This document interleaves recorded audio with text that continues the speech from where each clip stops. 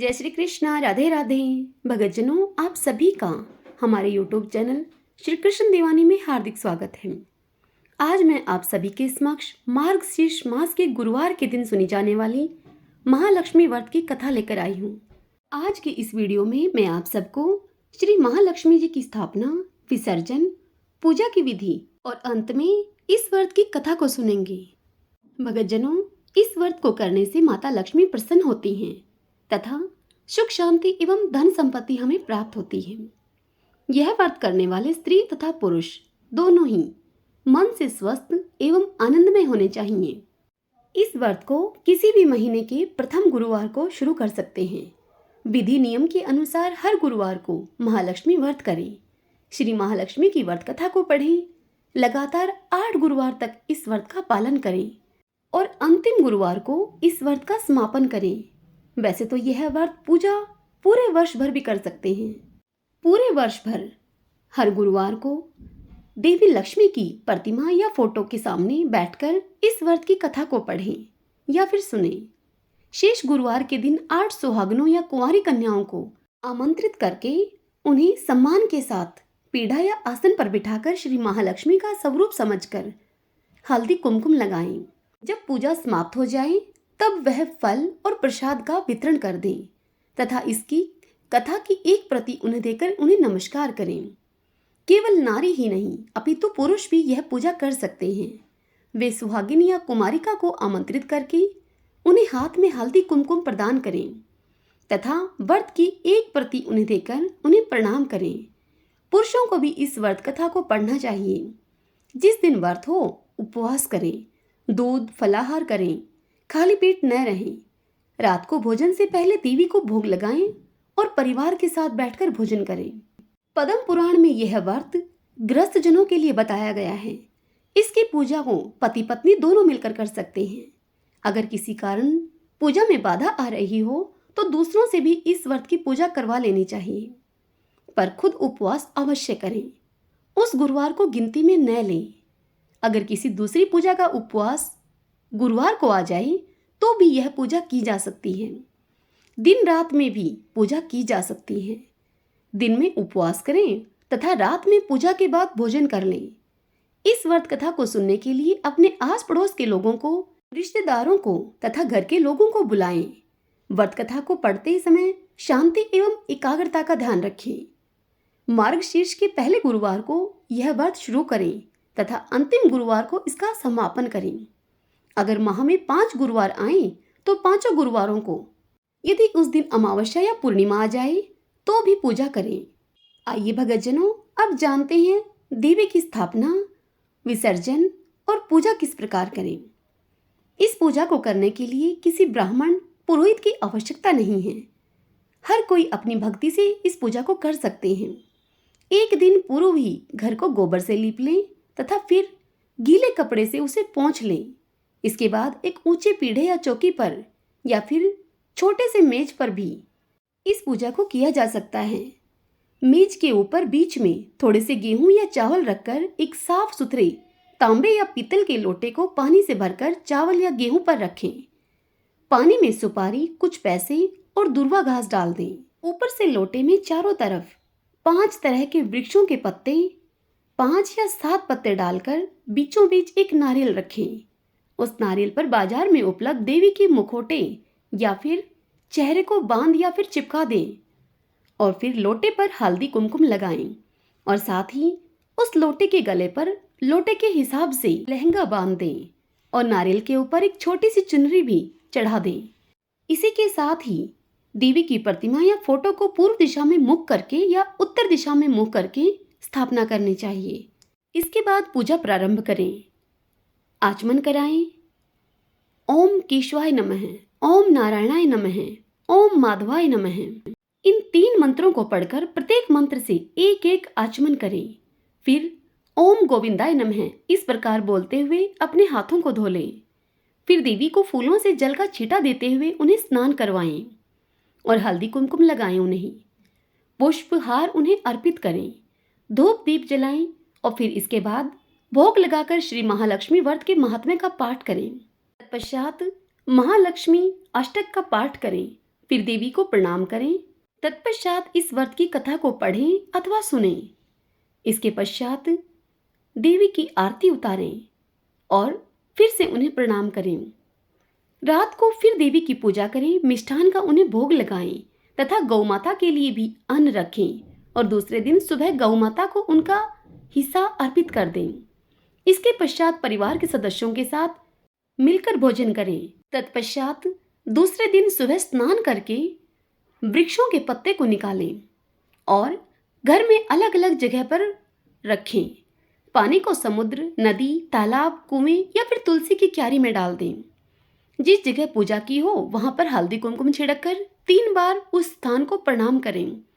इसी प्रकार महीने के हर गुरुवार को यह व्रत इसी विधि से करें। मार्गशीर्ष मास के 4 गुरुवार हों तो चारों और 5 हों तो पांचों को इसी प्रकार पूजन करें। पद्म पुराण में कहा गया है कि जो कोई भक्त हर वर्ष श्री महालक्ष्मी जी का यह व्रत करेगा उसे सुख संपदा और धन का लाभ होगा। कुछ लोग इसे केसरी व्रत भी कहते हैं, परंतु इस व्रत में किसी खास परिधान की कोई आवश्यकता नहीं है। इसके अलावा महालक्ष्मी मंत्र, चालीसा, आरती इत्यादि का भी पाठ करना चाहिए अथवा सुनना चाहिए। आइए भगतजनों, अब हम श्री महालक्ष्मी गुरुवार के व्रत की कथा को सुनते हैं। ओम भगवती लक्ष्मी नमो नमः। ओम भगवती लक्ष्मी नमो नमः। इस कथा के श्रवण अथवा पठन से दुख दारिद्र्य का नाश होता है। श्री महालक्ष्मी माता की कृपा से सुख संपत्ति ऐश्वर्य प्राप्त होता है। मन की हर इच्छा पूरी होती है। श्री महालक्ष्मी माता के अनेक रूप तथा नाम हैं। भूतल में भी छाया, शक्ति, तृष्णा, शांति, जाति, लज्जा, श्रद्धा, कांति, व्रति, स्मृति, दया, तुष्टि, माता, अधिष्ठात्री एवं लक्ष्मी के रूप में स्थित हैं। उन्हें प्रणाम करते हैं। कैलाश पर्वत पर पार्वती, क्षीर सागर में सिंधु कन्या, स्वर्गलोक में महालक्ष्मी, भूलोक में लक्ष्मी, ब्रह्मालोक में सावित्री, ग्वालों में राधिका, वृंदावन में राशेश्वरी, चंदन वन में चंद्रा, चंपक वन में गिरिजा, पद्म वन में पद्मा, माल्टी में मालती, कुंदन वन में कुंददंती, केतकी वन में सुशीला, कदम्ब वन में कदम्बमाला, राजप्रसाद में राजलक्ष्मी और घर घर में गृहलक्ष्मी इन विभिन्न नामों से पहचानी जाती हैं। इस तरह से सर्वथा चारों ओर सर्वभूत में सुपरिचित माता श्री महालक्ष्मी की यह कथा है। भारत के सौराष्ट्र देश में द्वापर युग की यह कहानी हुई है। सौराष्ट्र में उस समय भद्रशर्वा नाम के राजा थे। वे राजा बड़े ही पराक्रमी थे। 4 वेद, 6 शास्त्र, 18 पुराणों का उन्हें ज्ञान था। उनकी रानी का नाम सूरत चंद्रिका था। रानी दिखने में तो बहुत सुंदर और सुलक्षणा थी तथा पतिव्रता भी थी। वह उन दोनों को 7 पुत्र तथा उसके बाद एक कन्या का वरदान मिला था। कन्या का नाम श्यामबाला था। एक बार महालक्ष्मी जी के मन में आया कि जाकर उस राजा के राजप्रसाद में रहे। इससे राजा को दुगनी धन दौलत की प्राप्ति होगी और वह इस धन दौलत से अपनी प्रजा को सुख और अधिक दे पाएगा। यदि गरीब के घर में वह रहे तो उसे धन दौलत प्राप्त हो। वह स्वार्थी की तरह केवल अपने ऊपर ही खर्च करेगा। यह सोचकर माता लक्ष्मी ने बूढ़ी ब्राह्मण स्त्री का रूप धारण कर लिया। हाथ में लाठी लिए लाठी के सहारे रानी के द्वार तक वह पहुंची। यद्यपि उन्होंने बूढ़ी औरत का रूप धारण किया हुआ था, पर उनके चेहरे पर देवी का ही तेज था। उन्हें देखते ही एक दासी सामने आई। तत्पश्चात उस दासी ने उनसे उनका नाम, धाम, काम और धर्म पूछ डाला। वृद्ध ब्राह्मणी का रूप धारण किए हुए माता लक्ष्मी ने उससे कहा कि बालिके, मेरा नाम कमला है, मेरे पति का नाम भुवनेश है, हम द्वारका में रहते हैं। तुम्हारी रानी पिछले जन्म में एक वैश्य की पत्नी थी। वह वैश्य गरीब था। दारिद्र्य के कारण हर रोज उनके घर में झगड़े होते थे तथा उसका पति उसे रोज मारता था। इन बातों से तंग आकर वह घर छोड़कर चली गई तथा वन जंगल में खाली पेट वह भटकने लगी। उसकी इस दुर्दशा पर मुझे बड़ी दया आई। तब मैंने उसे सुख संपत्ति देने वाली श्री महालक्ष्मी की कथा सुनाई। मेरे कहने पर उसने श्री महालक्ष्मी का व्रत भी किया। श्री महालक्ष्मी प्रसन्न हुई। उसकी गरीबी दूर हुई। उसका घर संसार, दौलत, संतति, संपत्ति से भर गया। बाद में पति पत्नी दोनों परलोक सिधार गए। लक्ष्मी व्रत करने के कारण वे लक्ष्मी लोक में रहे। उन्होंने जितने साल महालक्ष्मी का व्रत किया उतने साल उनको सुख भोगने को मिला। इस जन्म में उसका जन्म राजघराने में हुआ है, परंतु वह श्री महालक्ष्मी का व्रत करना भूल गई है। उसे यह याद दिलाने के लिए मैं आई हूँ। बुढ़िया की बातें सुनकर दासी ने उन्हें प्रणाम किया तथा श्री महालक्ष्मी का व्रत किस तरह से किया जाए इस बारे में उससे पूछा। तब बुढ़िया रूप धारण किए हुए श्री महालक्ष्मी माता ने दासी को पूजा की विधि तथा सब महिमा श्री माता लक्ष्मी की बताई। इसके बाद वह दासी माता को प्रणाम करके रानी को बताने के लिए महल के अंदर चली गई। राजवैभव में रहते हुए रानी को अपने ऐश्वर्य का बहुत घमंड हुआ था। संपत्ति तथा अधिकार की वजह से वह उन्मत्त हो गई थी। दासी के द्वारा बताई गई बुढ़िया माई की बातें सुनकर वह आग बबूला होकर राजद्वार पर आकर बुढ़िया रूपी श्री महालक्ष्मी पर बरस पड़ी।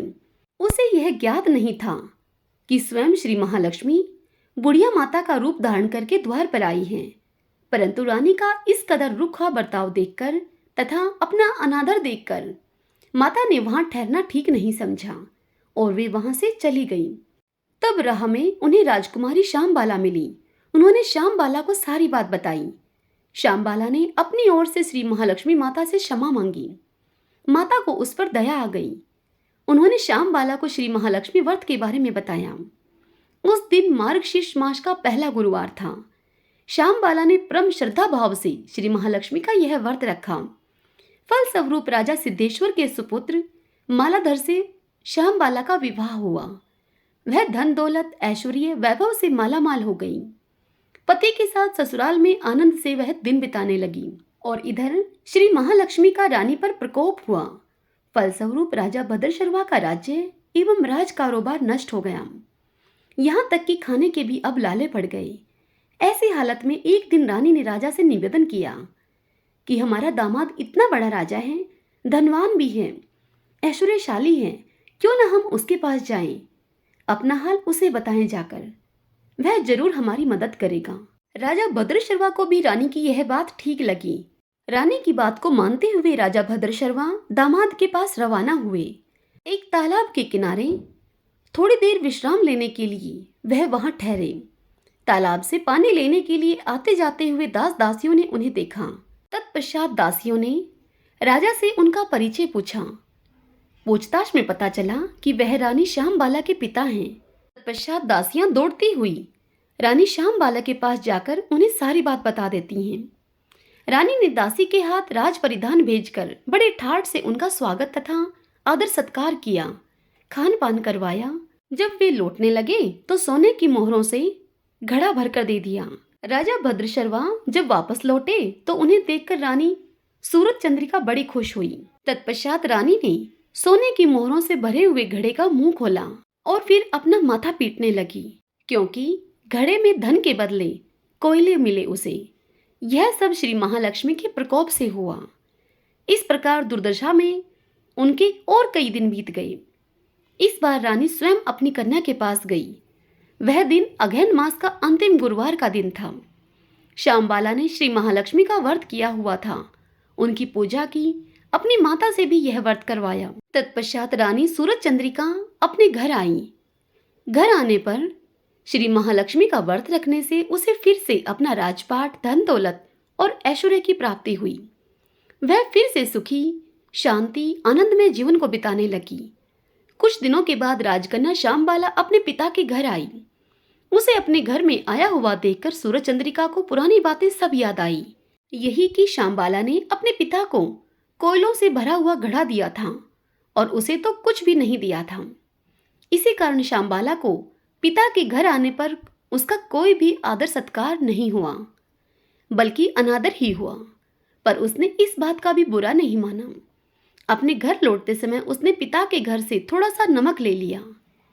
अपने घर लौटने पर उसके पति ने उससे पूछा कि अपने मायके से क्या लाई हो। इस पर श्यामबाला ने अपने पति को जवाब दिया कि मैं तो वहां का सार लाई हूँ। तब श्यामबाला के पति ने उससे पूछा कि इस बात का क्या मतलब हुआ। तब श्यामबाला ने अपने पति से कहा कि थोड़ा धीरज रखिए, सब मालूम हो जाएगा। उस दिन श्यामबाला ने सारा भोजन नमक डाले बिना ही बनाया और फिर अपने पति को और स्वयं के लिए परोसा। पति ने खाना चखा। सारा खाना बिना नमक का था। इसलिए उन्हें भोजन करने में कोई स्वाद नहीं आया। फिर श्यामबाला ने थाली में नमक डाला। इससे सारा भोजन स्वादिष्ट लगने लगा। तब श्यामबाला ने अपने पति से कहा कि यही है वह मायके से लाया हुआ सार। पति को श्यामबाला की बात सही लगी। फिर वह दोनों हंसी मजाक करते हुए भोजन करने लगे। कहा गया है कि इस तरह जो कोई श्रद्धा भाव से श्री महालक्ष्मी व्रत की पूजा करे, उस पर माता की कृपा होती है, सुख संपत्ति और शांति प्राप्त होती है, सभी मनोकामनाएं पूर्ण होती हैं। परंतु यह सब प्राप्त होने पर माता की पूजा को भूलना नहीं चाहिए। हर गुरुवार को व्रत पाठ अवश्य करना चाहिए। इस तरह श्री महालक्ष्मी जी की महिमा भक्तों की मनोकामनाओं को पूर्ण करती है। इस प्रकार श्री महालक्ष्मी की गुरुवार की कथा संपूर्ण होती है। ओम भगवती लक्ष्मी नमो नमः। ओम भगवती लक्ष्मी नमो नमः।